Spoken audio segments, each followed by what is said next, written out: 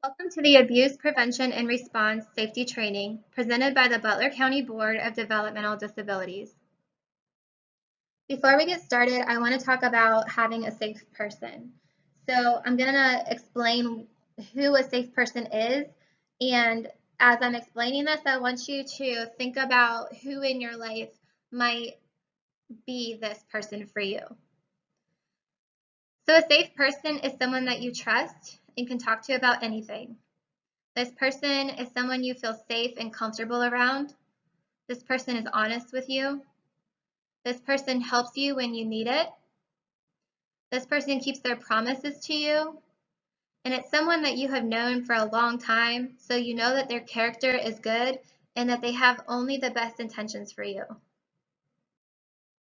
In this training, we're going to talk about some hard things, some things that might make you remember different parts of your life and cause stress, cause anxiety, cause sadness. So if you would rather listen to this training alongside someone else who can be there with you, maybe you can watch it with your safe person, that would be the best case scenario. So let's dive right in and talk about what is abuse. Abuse is when someone hurts you physically, emotionally, mentally, or sexually on purpose. So abuse is not a mistake. Abuse is something that is done to hurt someone else on purpose. There are 4 types of abuse. There's physical abuse, verbal abuse, mental and emotional abuse, and then sexual abuse. And all types are against the law, and all types can happen to anyone, no matter if you're male, female, transgender, rich, poor, disabled, non-disabled, black or white. It does not discriminate. People of all sorts are abused. The first type of abuse I want to talk about is physical. This is when someone causes you physical pain, injury, or suffering on purpose. So again, this is not when someone hurts you on accident. This is something that's done on purpose to physically hurt you. So some examples of this could be hitting, punching, kicking, pushing, choking, burning, throwing something at you, denying medical care, making you swallow something that hurts you or makes you feel sick. There's all kinds of ways that people can physically abuse. Verbal abuse is when someone says mean or hurtful things to make you feel scared or bad about yourself. So this could be someone yelling at you, insulting you, humiliating you, accusing you, threatening you, name calling, questioning you, and making you feel like you can't be trusted, blaming you, shaming you, controlling you with fear and guilt and shame. This can also be cyberbullying, and sometimes people without disabilities will use the disability of someone else to shame them or humiliate them. That is all considered verbal abuse. Mental and emotional abuse is when someone acts or treats you in a way that makes you feel scared or bad about yourself. So people who mentally and emotionally abuse others are very manipulative, which means that they're very good at confusing someone to do what they want them to do. They know exactly what to say to make you feel a certain way. They often make you feel crazy or incompetent, confused, unsure of what their end goal is, and they can often make jokes that are hurtful, but that they say they were just joking.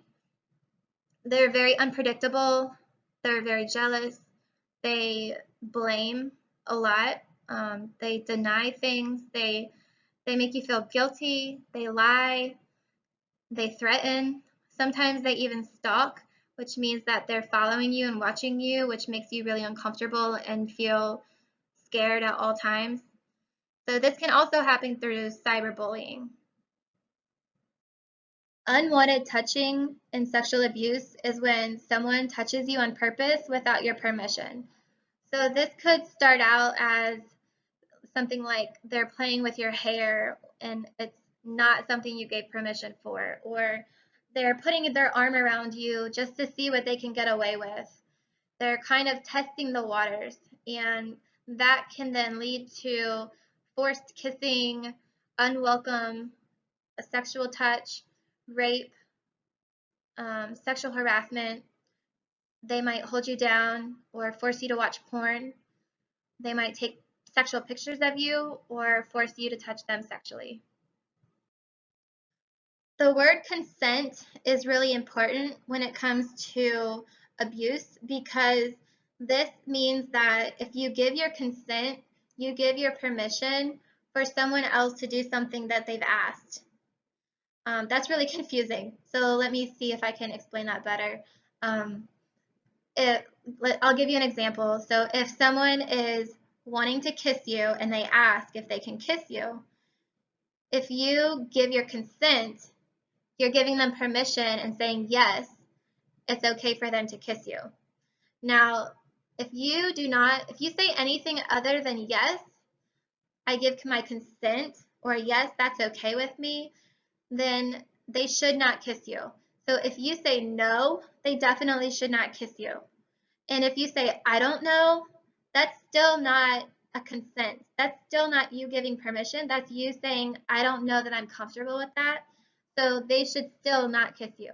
The only time that they should move forward is when you give consent. At the same time, you should not just assume that someone else is okay with you touching them or kissing them. And if you want to do that, if you want to hold someone's hand or you want to lay down with someone in their bed, you need to ask for permission. You cannot just assume that someone is okay with that and comfortable with that. So you also need to ask, can I hold your hand? And if that person says, I don't know how I feel about that, or I'm not sure, or anything other than yes, you should not be touching their hand. You only should touch their hand if they say yes, and they give you the green light, and they give you their consent, they give you their permission, they're okay with it, you guys are on the same page. Other than that, there is no reason why you should be touching their hand. So once again, consent is permission for something to happen or an agreement to do something. Consent can be freely given, and it can also be taken back. So if you one day say, yes, I'm comfortable with hugging, and then the next day you don't want to hug anymore, that's okay. You can take that consent back.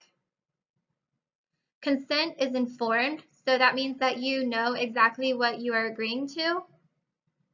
Sometimes that's easier when it's a very specific request or a very specific thing that you are giving consent to. So like if you want to kiss someone,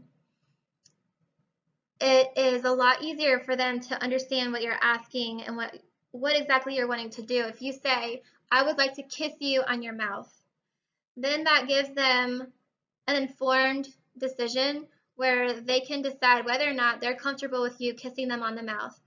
But if they say yes, that does not give you permission to kiss them on the shoulder, on the foot, on the boob. That does not give you permission to kiss anywhere else except for the mouth, because that was the only thing they agreed to. And then consent should also be given with enthusiasm. So a consent, a yes that is like, yeah, I guess so. I guess that's okay. That is not enthusiastic. So when someone's giving you consent, you want to listen for the enthusiasm. You want it to be like, yes, please, I would love that. Let's do that. If someone does touch you and you have not given your consent, or you have given your consent and it just feels wrong, it doesn't feel good at all, that's when you would take back your consent and set that boundary with them. And sometimes your body will give you signals that you need to listen to. So sometimes if someone's touching you and you're not comfortable, your body will tell you that it's not comfortable by making your palms sweaty. Your heartbeat might increase or get quicker. The hair on the back of your neck or on your arms might stand up. You might get shaky in your knees. Your armpits might start sweating. Um, you might feel sick, like you're gonna throw up. You might tense up. Your muscles might get really tense, and you might even cry.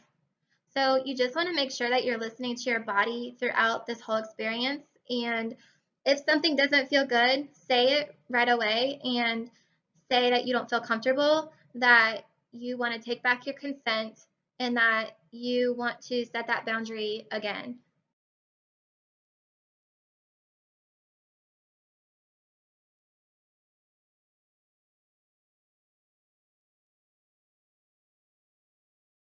Abuse is all about gaining power and control with fear. So abusers often use these strategies listed to control their victims.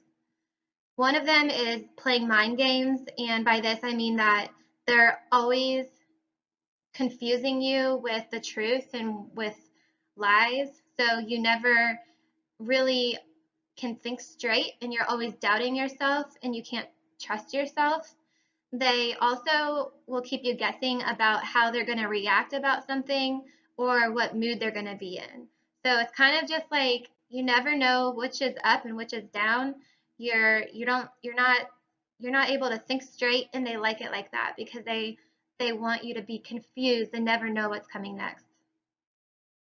Another thing they do is they make you feel small.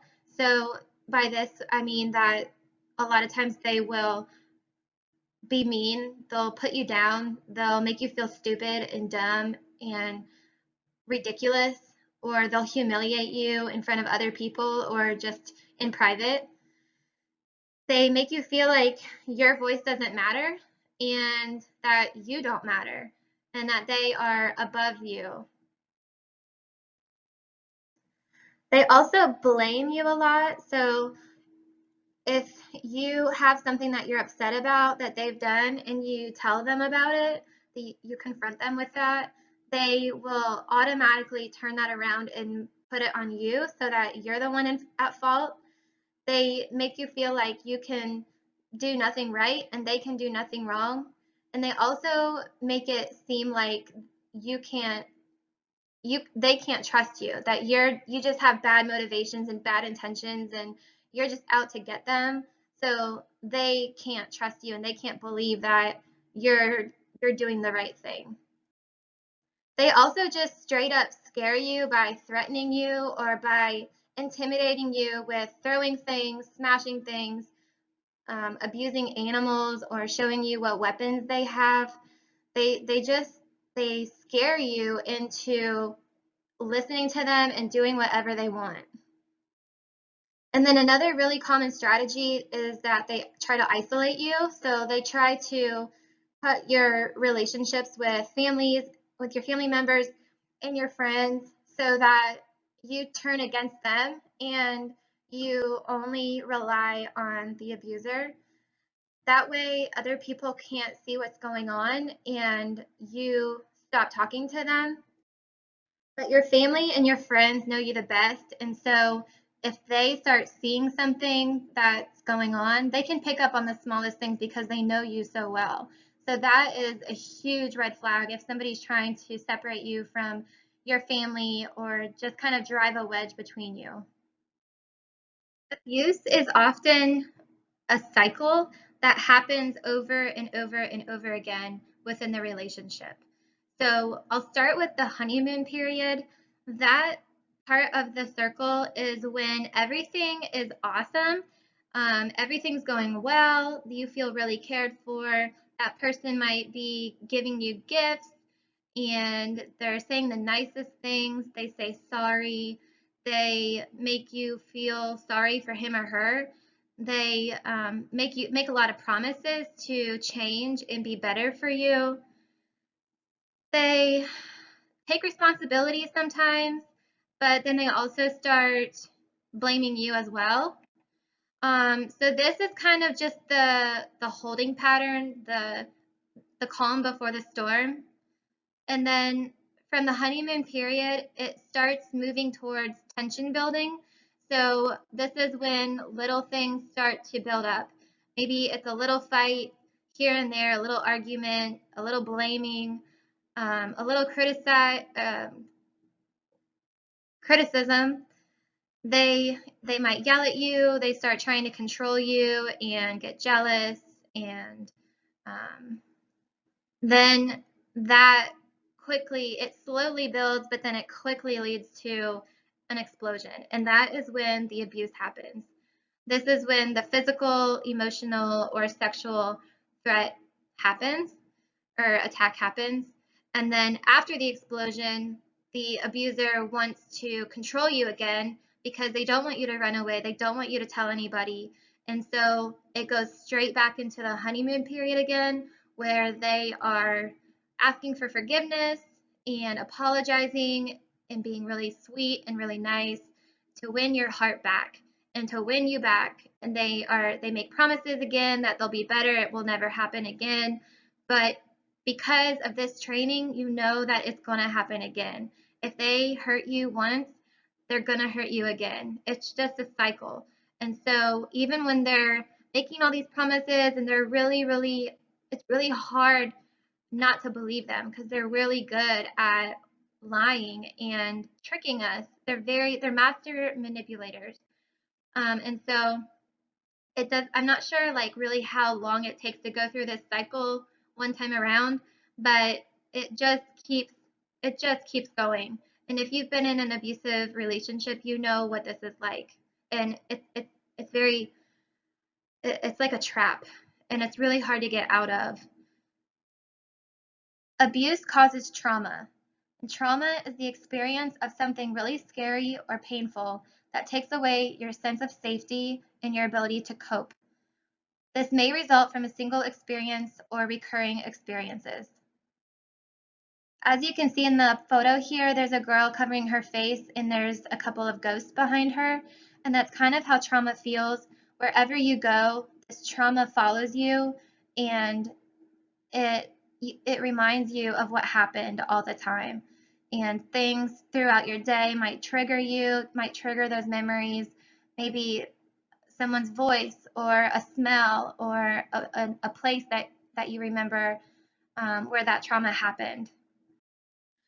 So because abuse causes trauma, abuse affects us in many different ways. Now, abuse doesn't necessarily cause all of these, but it could cause many of them, or it could cause very few of them. It just depends on the person.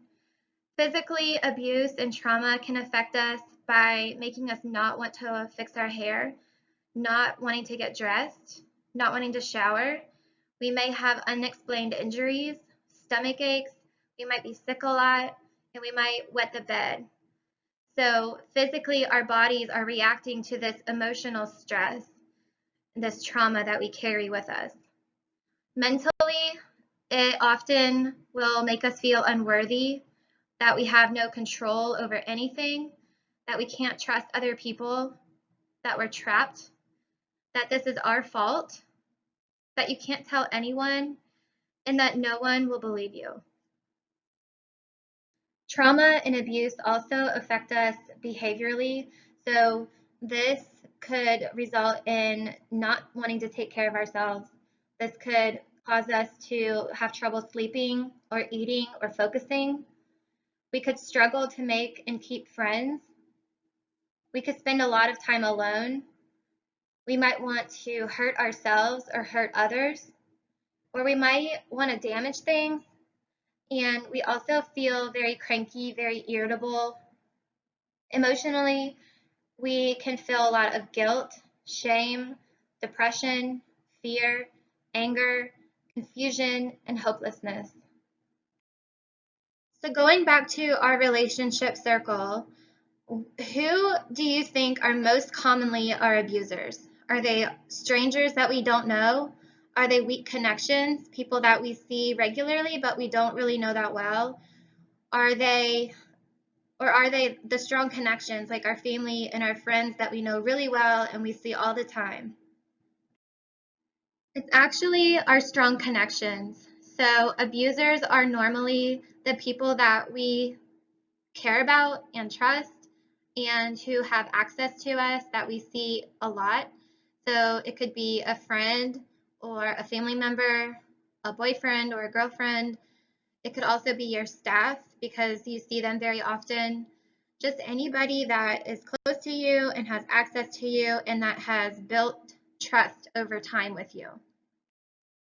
So we're going to talk about red flags, and what a red flag is in a relationship is kind of a warning sign that lets you know something's off, something's not quite right.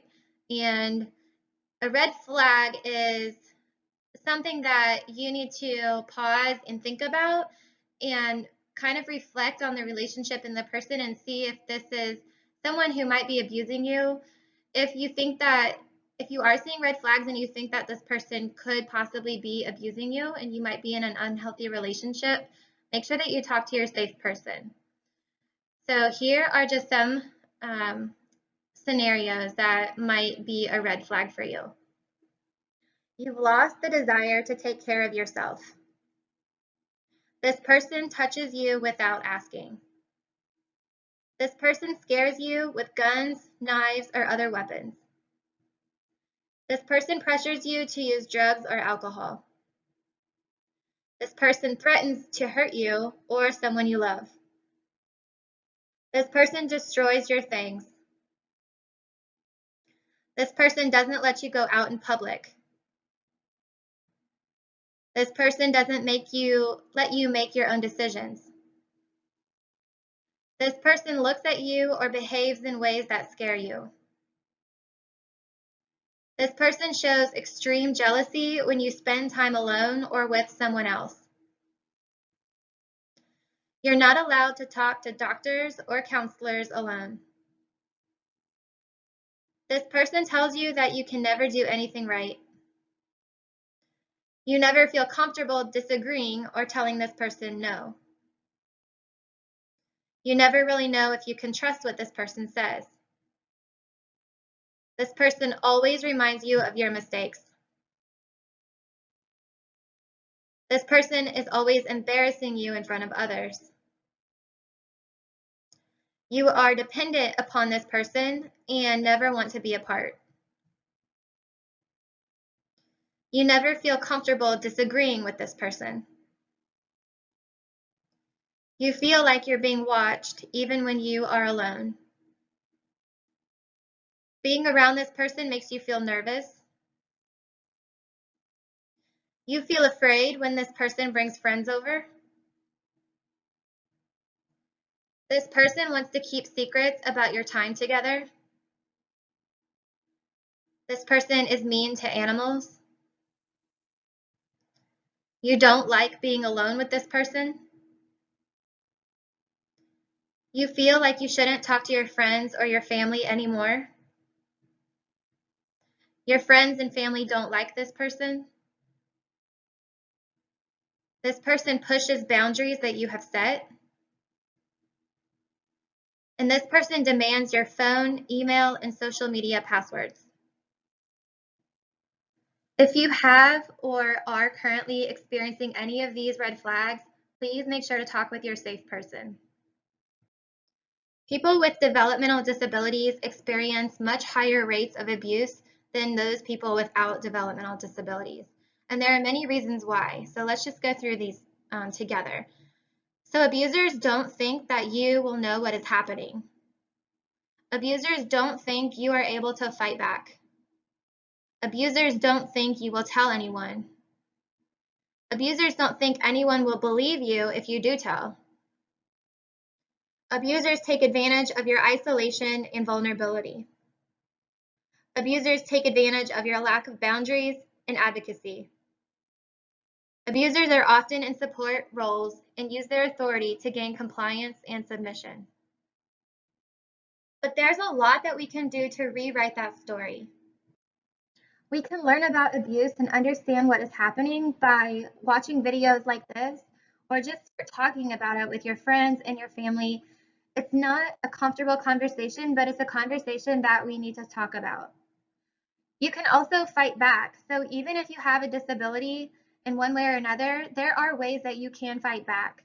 So you either hit them, you kick them, you bite them, you throw things at them, you scream, you fight back, because that is the biggest deterrent to someone continuing to abuse you. If you're going to fight back, then it's not an easy thing for them to do. And remember, they're looking for someone who is weak and vulnerable. So by showing that you're not weak and you will fight back, that may deter them from trying to continue to abuse you. You can advocate for yourself and tell others. So it's really important that if you have been abused, or if you are being abused, or if you're not sure, that you have a conversation with your safe person. Because the worst thing that you can do, and I know it's scary, but the worst thing you can do is hold all of that in, because then you're suffering by yourself. And it's always better to bring other people into your situation so that you have people who can support you and love you and encourage you and know what you're struggling with. And even those of us who do not speak verbally, this is something that you have to be able to get out, whether that is writing it or acting it out or using sign language. Have some way. Everybody can communicate in some way or another. So make sure you get this message out in one way or another.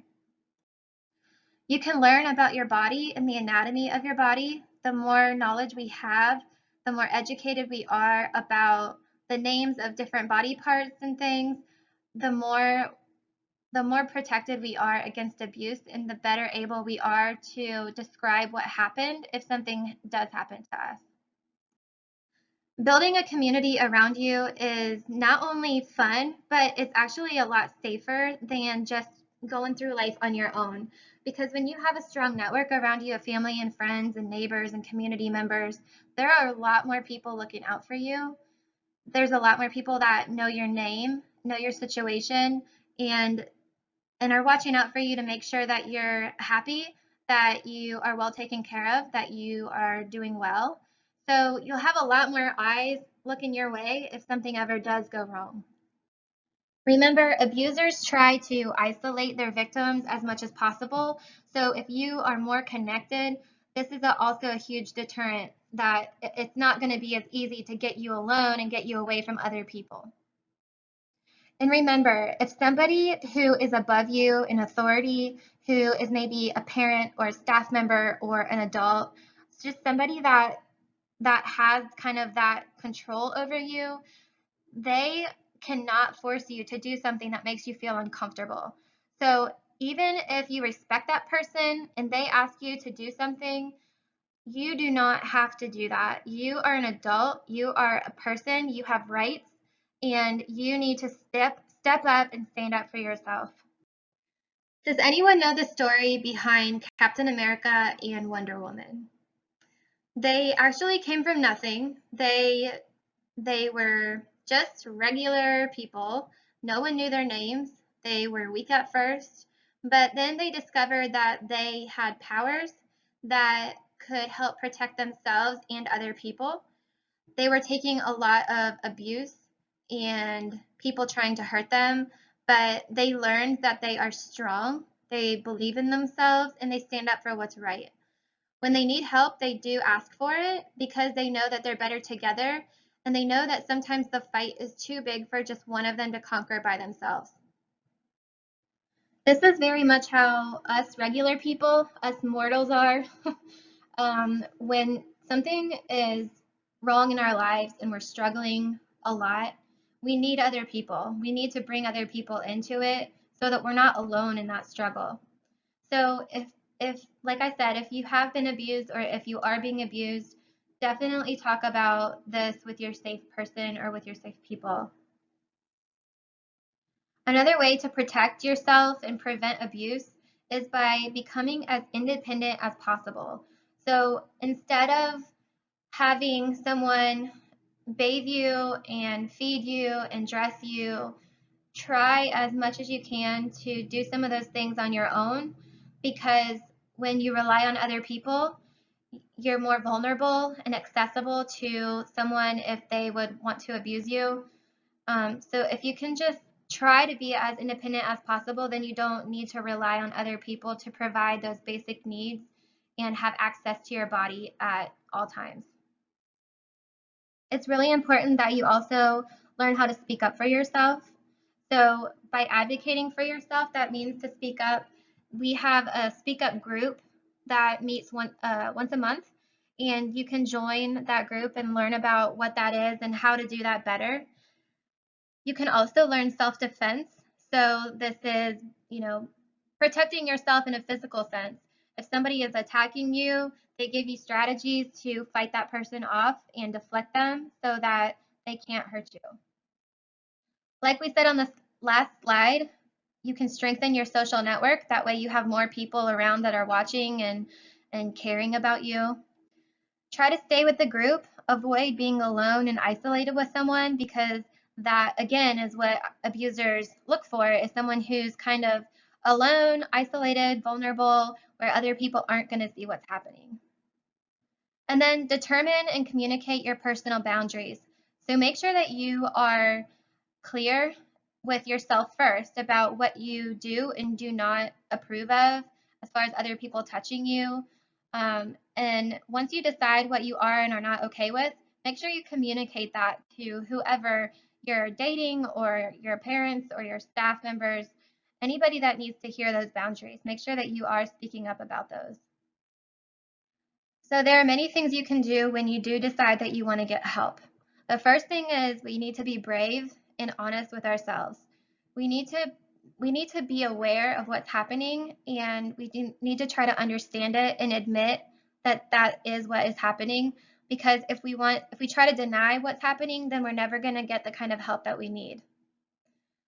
If you do want to report it, you need to, well, you don't need to, but it's helpful if you can take photos of the injuries that that person has caused, if there's bruises or cuts or burns or whatever. And then you can also take pictures of damaged property or furniture or clothing or even an animal that they've injured. If you can take notes of dates and times and what happened, that is really helpful, but you want to make sure that you keep this really secure and private. That way the abuser won't find it. And then you can tell the police, you can tell the Butler County Board of DD, or someone you trust, like a safe person. And then after that, you may need to receive some medical care, because especially with physical and sexual abuse, that can cause long-term health effects and injuries. And then we know that all types of abuse lead to trauma, they cause trauma. And so counseling with a professional counselor or a therapist or psychologist is really, really important, so that you can move forward mentally and not be controlled by the memories and the fears and the trauma that come from this. If something has happened to you and you're trying to tell someone about it and report it, you need to keep telling people until someone listens to you, believes you, and helps you. So if the first person you tell does not believe you, you need to tell someone else. Do not give up, because that person has their own issues and that reflects nothing on you. Your story is true. Your story deserves to be heard and listened to and respected and believed. So there's a lot of people here listed that can help you, that you can tell. So say your safe person is your mom. If you tell your mom and she doesn't believe you, who else can you tell? You could tell a nurse, you could tell your doctor, you could tell a social worker or a teacher, a policeman, your staff person, anybody that will listen to you and get you the help you need.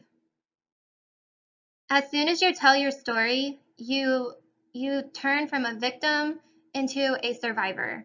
And a victim is lonely, they're hurting terribly, they have no one else to help them, and they can still be victimized by the abuser or just the trauma that followed from the abuse. But once you tell your story, as difficult as it can be and as scary as that can be, you turn into a survivor because you've survived it. You've come out on the other side, and you're saying that that trauma and that abuser has no control over you again, and that you are strong because you've told and you've picked yourself up and gotten help. When it comes to abuse and healthy relationships, you have the right to be spoken to with kindness and respect. You have the right to choose who you share your body with. You have the right to not give, to give, or to take back your consent. You have the right to have your boundaries respected. You have the right to learn about self-advocacy and to practice it daily. You have the right to learn about your body and the names of your body parts. You have the right to say no if someone asks you to do something that you don't feel comfortable with. You have the right to fight back if someone is trying to hurt you or touch you without your consent. You have the right to learn self-defense. You have the right to be believed. You have the right to get treatment for your trauma. And you have the right to feel safe.